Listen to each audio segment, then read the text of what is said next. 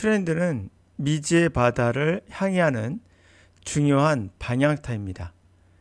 인간이 자연과 또는 우리들의 행위에 대한 궁금증을 해결하는 최전선에 있는 과정, 그게 트렌드죠. 트렌드를 경솔하거나 대중인기에 영합하는 것이라 치부하는 걸 하기에는 중요한 변화를 간과할 수 있어요. 한 분야의 전반적인 트렌드를 주의 깊게 살펴봐야 그 당시까지 나온 최신의 정보를 알 수 있습니다.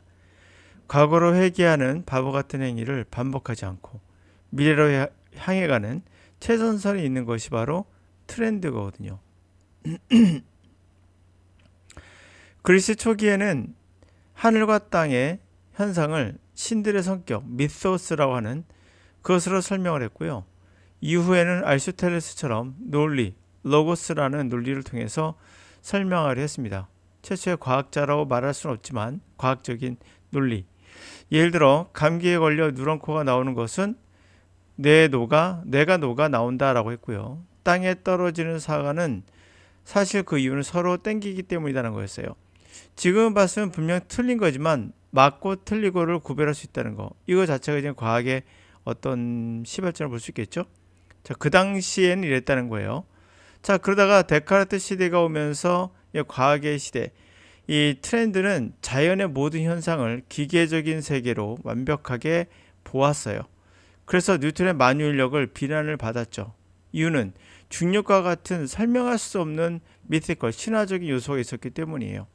트렌드가 바뀝니다. 완벽한 이해를 할 수 있는 기계적인 세계에서 뉴턴으로 넘어오면서 데카르트의 뉴턴의 시기는 커다란 변화가 바로 신화적인 요소가 드러나기 시작한다는 거예요.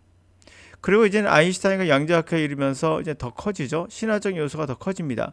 대놓고 불확정성 원리, 다시 말하면 확정적으로 우리가 알 수 없다는 거죠. 불확정성 원리처럼 이해하는 것을 포기하게 된, 그것이 이해하게 된 것이 되는, 이상한 얘기가 되겠죠. 이해하는 것을 더 이상 포기하는, 이것을 이해하게 된다라는 거예요.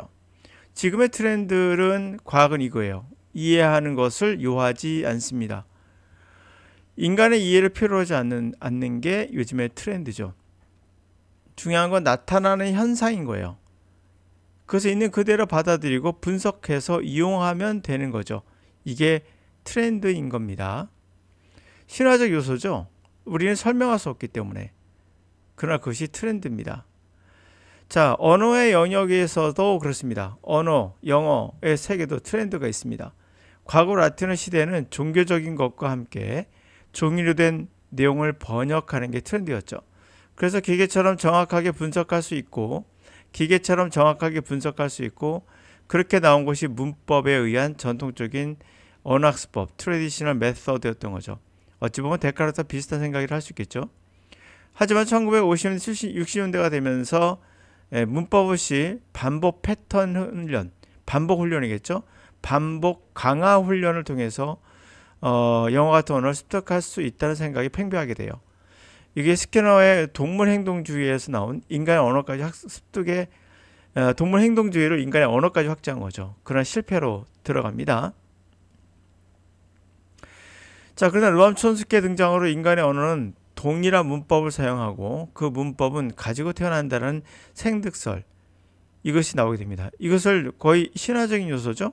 즉 가르칠 수 있는 것이 아니다, 스스로 습득한다, 이와 같이 신화적인 요소가 나옵니다. 그러나 이것이 트렌드입니다. 중요한 특징은 우리가 교실에서 영어를 가르칠 수 없다는 거예요. 언어는 효율적이지도 않으며 무한대의 변화를 가지고 있으며 정확히 어떤 것인지 알 수 없다는 거예요. 또한 모든 단어의 정의는 누구도 아는 사람이 없다는 거죠. 이거는 너무나 명확합니다. 인간 아이는 언어를 가르치지 않아도 배우지만 어린 침팬지는, 우리가 유전자가 비슷한 침팬지는 언어를 가르쳐도 배울 수가 없습니다. 아무리 어렸을 때 가르쳐도. 이게 명확한 거죠. 그럼 훈련을 통해서 얻을 수 있는 것이 아니라는 얘기죠. 양자역학에서 인간의 이해를 필요로 하지 않는다라고 했어요. 영어의 습득은 인간의 이해를 필요로 하지 않습니다. 다시 말해서 인지적인 학습이 아니란 얘기예요. 개구리가 공주의 키스와 함께 왕자가 되는 것을 세계 모든 아이들이 이해한다고 합니다. 개구리와 왕자의 어떤 특질을 그냥 받아들인 것이에요. 만약 개구리가 키스를 통해서 공주의 키스를 통해서 박스가 되거나 뱀이 되거나 한다면 이상하게 생각할지도 몰라요. 그거 놀랄 수도 있겠죠. 일부 영어 강사들이 영어 학습에서 단어 뜻의 확장이라고 설명하는 분들이 있어요. 예를 들면 DC가 접시잖아요. 접시가 상징하는 거 뭐겠어요? 요리를 해주는 거죠. 그래서 요리로 바뀐다라고 하면서 의미를 확장하려면 설명을 해줍니다. 이게 문제예요. 문제는 설명으로 가르쳐 주는 순간, 문제는 설명하고 가르쳐 주는 순간 문제가 발생해요. 개구리가 그렇다면 개구리가 인간이 되는 이미지 확장도 설명하겠다는 뜻이거든요. 이건 설명할 수 없죠. 설명할 수 있는 것만 설명할 수 있죠. 근데 어떻게 DC가 접시이면서 요리가 되고 개구리가 인간이 되는 것도 우리 받아들일 수 있는 것인가? 이것을 유니버설 그래머라고 노암 촘스키는 이야기하죠. 인간이 가지고 태어난 능력인 거예요. 두 개를 연결시킬 수 있는 능력. 이것은 접시를 요리로, 개구리를 왕자로 전 세계가 이해할 수 있는, 설명할 수 없는 신화적인 요소로서 이것은 가지고 태어난다는 거예요. 생득세라고 말씀드렸죠. 이게 트렌드예요. 트렌드는 지금까지 나왔던 모든 시행착오를 분석해서 결과적인 것을 끄집어낸 가장 정답에 가까운 현재까지 그러한 거라고 보시면 돼요. Who is this person? 자, 이제부터 이야기, 우리가 말하는 소설이란 것도 결국에 뭡니까? 우리가 알고 싶은 거예요. 나는 누구일까? 당신은 누구고? 나와 당신의 차이는 뭘까? 이게 근본적인 인간의 질문이거든요. 그 질문에 관한 얘기를 한번 해보도록 하겠습니다. Who is this person? 이 사람은 누구인가? This is question. 이 질문은 all story ask, 모든 이야기가 말하는 질문이다. emerge, 그것이 나오는 건 first at the ignition point. 이것은 처음에 발화점이 바로 그거예요. 그것이 바로 나오는 게 첫 발화점이에요. 자, 여기서 ignition은 발화, 불이 타는 지점. 이거 포인트는 점이죠. 발화점이에요. 우리말로. 여러분 이해하셨죠? 영어인가요? 한국어인가요? 우리도 발화점이란 말을 씁니다. 근데 이상하게 영어도 쓰고요. 전 세계가 뭔가 공통된 표현을 쓴다는 걸 알 수가 있어요. 단지 발음만 다를 뿐. 그것은 우리가 가지고 있는 뭔가가 있는 거예요. 하여튼 이그니션 포인트가 있다는 겁니다. 발화점이 거기 시작하고요. 이니셜 체인지, 첫 변화가 스트라이크, 탁 쳤을 때 프로타고니스트, 주인공은 overreact, 과잉 행동을 하거나 또는 behavior, 행동하는데 otherwise, 다른 unexpected way, 예상치 못한 방식으로 이제 행동을 하게 돼요. 그럼 우리는 어떻게 하죠? sit up, sit 앉았다고, up은 올랐다요.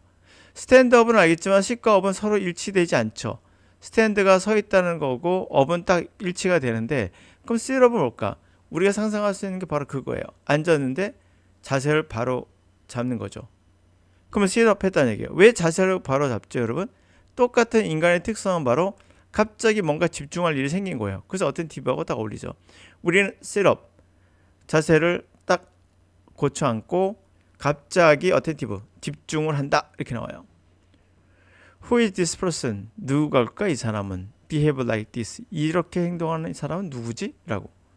The question then, 그때 그 질문이 re-emerge, 다시 나와요. Every time, 매번 protagonist, 주인공이 challenge by plot, 줄거리상 뭔가 도전을 받거나 할 때마다, 공경에 처할 때마다, 그리고 compare to make a choice, 그래서 어떤 선택을 할 때마다 얘는 뭐지? 라고 생각하게 되는 거죠. Everywhere in the narrative, 자, 서술의 모든 곳에서, 이야기 서술의 모든 곳에서 퀘스천이 존재하죠. 존재하는 그곳의 리더와 리뷰어, 보는 사람, 리더 또는 시청자들은 likely engaged, 몰입하게 될 거예요. 모든 곳에서. Where the question is absent, 질문이 없어지는 곳에서. 또는 그리고 이벤트 드라마 이벤트가 move out of its narrative beam. 빔은 이제 빛이죠. 빛, 기둥과 같은 거, 또는 기둥도 되고요. 자, 그것의 이야기 어떤 틀, 또 이야기 어떤 기둥에서 빠져나오게 됐을 땐, 그렇죠? 어떤 그 줄기에서 빠져나갈 때, they were at risk become detached, 분리되는 위험에 빠지게 돼요. perhaps 아마도 심지어는 broad, 지루해지기도 하겠죠. If there is a single secret to storytelling. 그러므로 스토리텔링에서 가장 중요한 비법은 뭘까요? 그 비법이 있다면 나는 그렇다면 I believe it is this. 이거라고 믿는다. 이거라고 생각합니다. 바로 질문이죠. 나는 누구인가? 이런 거. Who is this person? 이 사람은 누굴까? 또는 from the perspective of the character. 그 캐릭터의 어떤 시각으로부터 Who am I? 나는 누구지? 라고 생각해보는. This is definition 드라마. 드라마의 이것이 정의입니다. It's electricity, it's heartbeat, it's fire. 이거를 우리말로 바꾸려고 하지 마시고 그대로 받아들여 보세요. 이것은 바로 electricity이며 heartbeat이며 fire입니다. 난 누굴까? 이게 뭐라고요? 그것이 바로 electric, 전기처럼 짜릿한 거. 이해가셨죠? heartbeat, 심장이 박동치고 살아있는 거죠. fire, 뭔가 뜨거운 불과 같은 아주 강렬한 그런 느낌을 주죠. 그대로 받아들이면 됩니다. 그러면 이해를 하신 거예요. 자, 그러면 이것을 설명하면 이해가 되지만 제 설명해 주신 슬쩍 그건 사실 언어가 아니에요.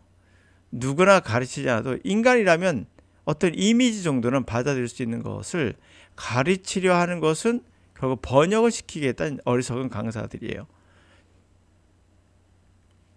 그들이 바로 아리스토텔레스의 가모니설에 속지 마세요. 그들의 원래 여러분들 알고 있는 것을 알려주겠다고 하니 그게 가모니설이 아니고 무엇이겠어요? 이미 여러분은 걷고 뛰고 할 수 있는데 너에게 걷는 것과 뛰는 것을 알려주겠어 라고 말하면 여러분들 이상하잖아요.